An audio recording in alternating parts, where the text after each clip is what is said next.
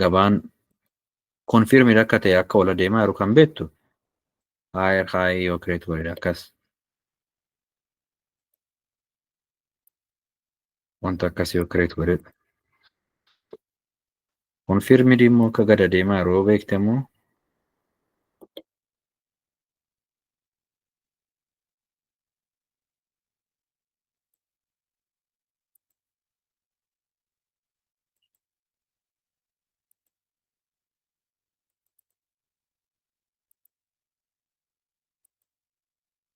sababa kanatti beektu. Kun lower create gochaa adeemaa which means haala kaleessa walitti dubbanneen haala amala namticha eleeti jedheen jechuudha. Okay, bakka kanatti maal arguu qabna? Gabaan tokko akka ala deemu yoo beekne dirqama high create gochuu qaba. Fakkeenyaaf bakka kanatti volumiin galee volumiin waan galeef karaa itti adeemu maaltu confirm nu godha. Of course kan laalaa yeroo diimaadha. Inni diimaa miti akka kiyyaatiin bittaatu taa'e. Yookaan immoo warri kana keessa gurguranii akka gadi deemu godhan positionii isaanii baasaa jiru. Deebi'ee immoo bittaan haaraa participate godha.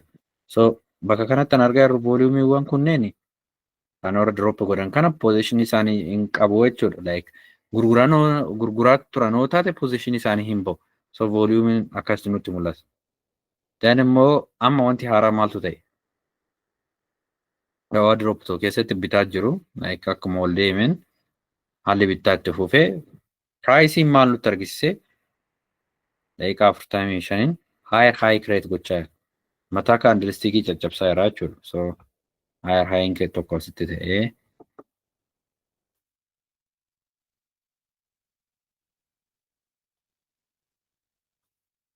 high create ta'eera. Kanaafuu confirmed buy ta'uu isaa volumiin kan beeknu akkasitti yaadni keenya jechuudha. Then momentamiin nu'ee zoonii kana keessatti deebi'ee akkas tola'e. Dan bakka kanatti immoo maal argine? Ammallee buy participantiin uumamanii jiru jechuudha. Buy participant jechuun warra bitanii jechuudha. Zoonii isaanii bakka kanammi zoonii kana hin qabne. Argartu miti? Zoonii kana akkamitti maarka godhannaa? Ani karaa baay'eedhaan maarka godha. Kan sikiduma kana qabna. Qaama isaa jechuudha. Asii akkasitti qabnee qaama boksiidhaan fuulduratti baafannaa jechuudha. So akkasitti hin diriirsina kan sikii kana isa qabnee.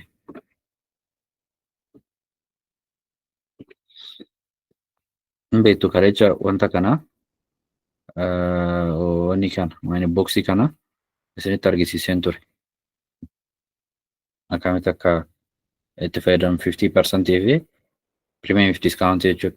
So volumiin asitti galaa jiran kun confirm nu godhee high create godhee as keessatti deebi'ee test godhee jechuudha. Test isaa akkamitti akka asii ol indikeetara kana hin beektu seera long short long yoo galtu. Zoonii kanarra galtaa haga bakka tanaa.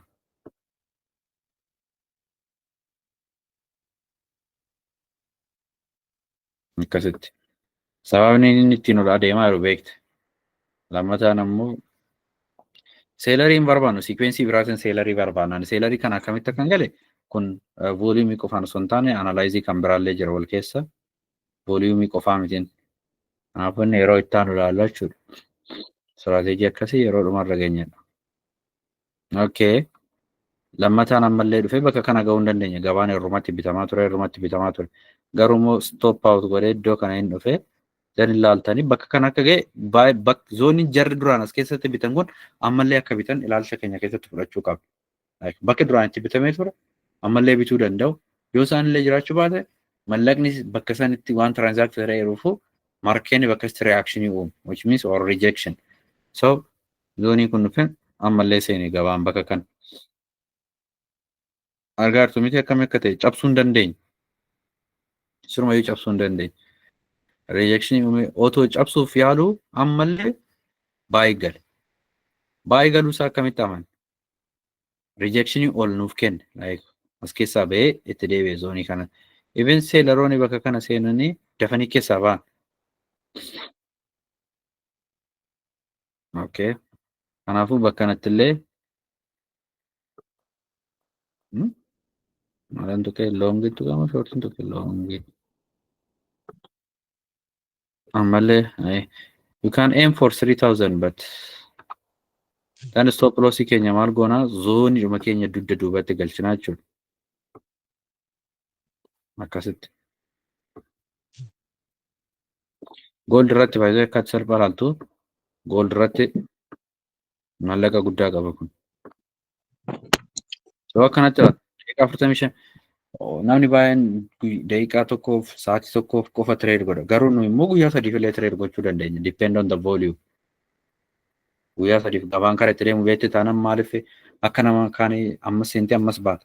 Callistee qabattee ilaaltaa jechuudha. Hanga bakka itti feeti sana akkasii ga'uttu jechuudha. So akkas jennee erga akkanatti qabanneen booda bakka kanatti voluumiin asii baay'eedhaan galan kun gurguranii bahaa turanii position isaa seelni guddaan illee seeneera giddoo kanatti akka argaarta. Yoo xiqqaate 7,000 jechuudha. Zooniin kun by the way yeroo itti aanullee gabaan bakka kana hoo ga'e reakshinii qaba. Maaliifini wanta guddaatu transaaktii irratti ta'e. So kanaafuu yeroo itti aanu gabaa yoo bakka kana ga'u reakshinii guddaa qabaachuu danda'a jechuudha. Okay. Bakka kanatti olaalle voluumii ammallee dan gabaan ol kaataa jira. Akkas amma seelaroonni seenaa iddoo kana erga ga'e booda which means already 3,000 irra nu godhe. Ayyee. Akkasii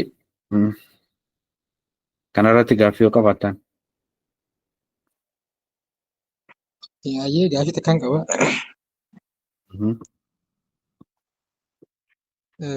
Amma asirratti istiraateejiin fakkeenyaaf taate fayyadamtu mee maali? Istiraateejii kan fayyadamtee tireed gootaati? Istiraatejii baay'een fayyadamu. Baay'ee. Akkas jedhee waan baay'ee komplikeet godhee fayyadamu. Price actionii fayyadama. Volume analyze waa baay'eetu jira. Order flow baay'eedha. Garuu immoo tartiiba namaaf ibsa. Maaliif fayyadamnee YouTube irra kan jiran kan namatti taa'ee namni asoosan duraan trade gochuuf yaaleen ture. Smart money ICT akkasitti akka hin deemne erga nu baddeen booda nan dhaaba.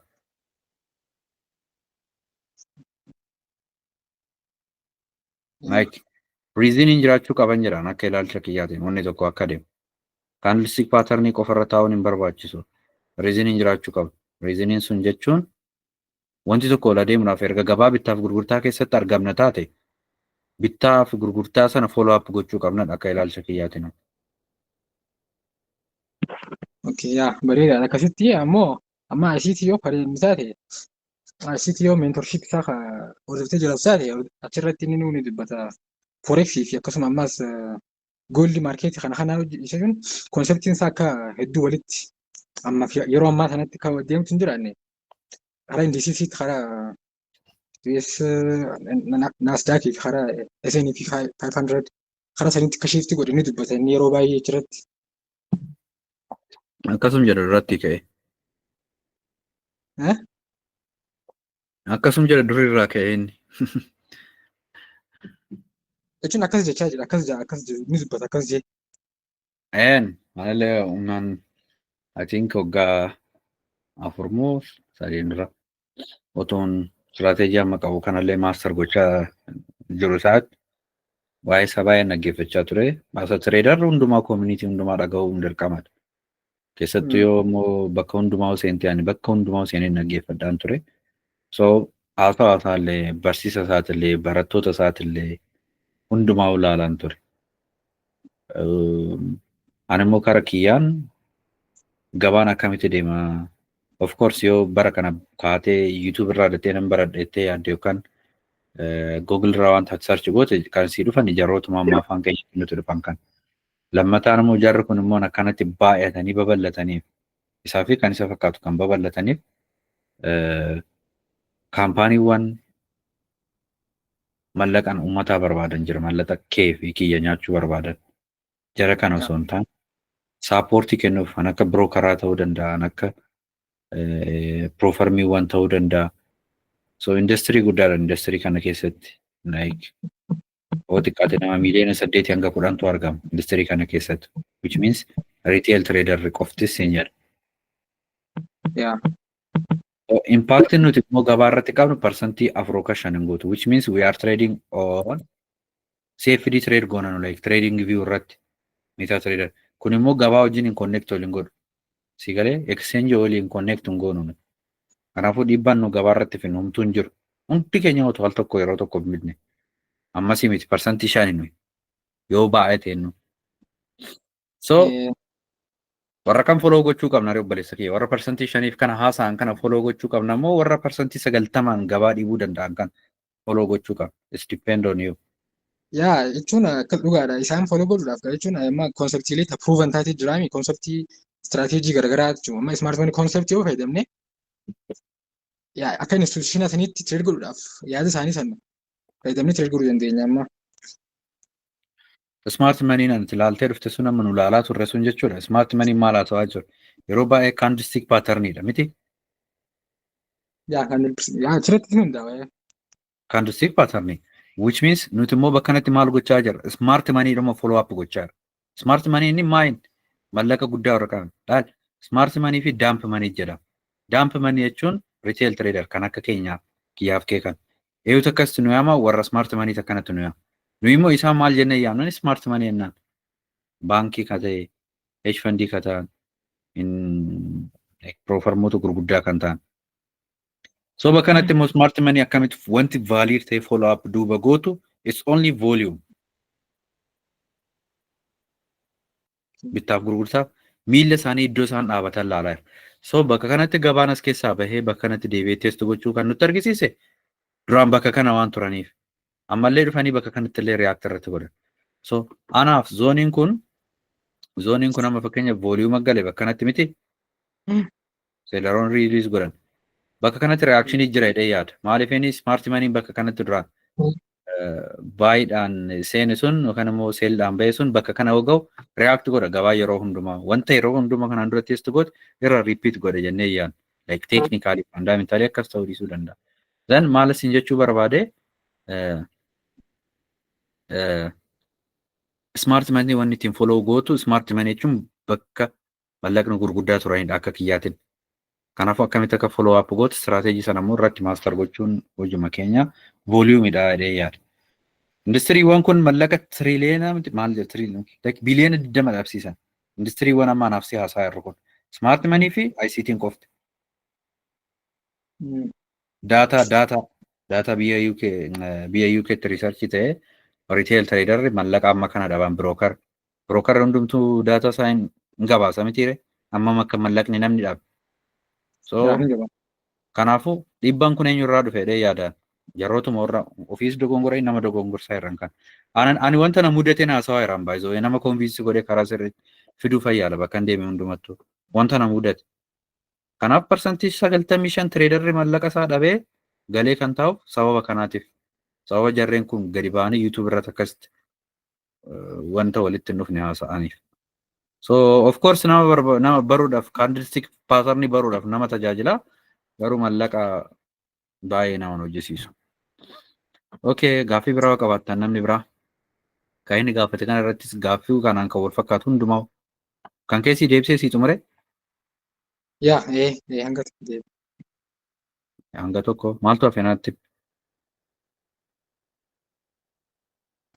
Kan godhetti kan laalutti akka yaada keetitti amma fakkeenyaaf istiraatiijiilee akka amma konseptii akka amma haasofnee kan piraayis aktiin maanii kana kanaas ta'u akka booliin qofa irratti xiyyeeffannoo hin fakkaatu.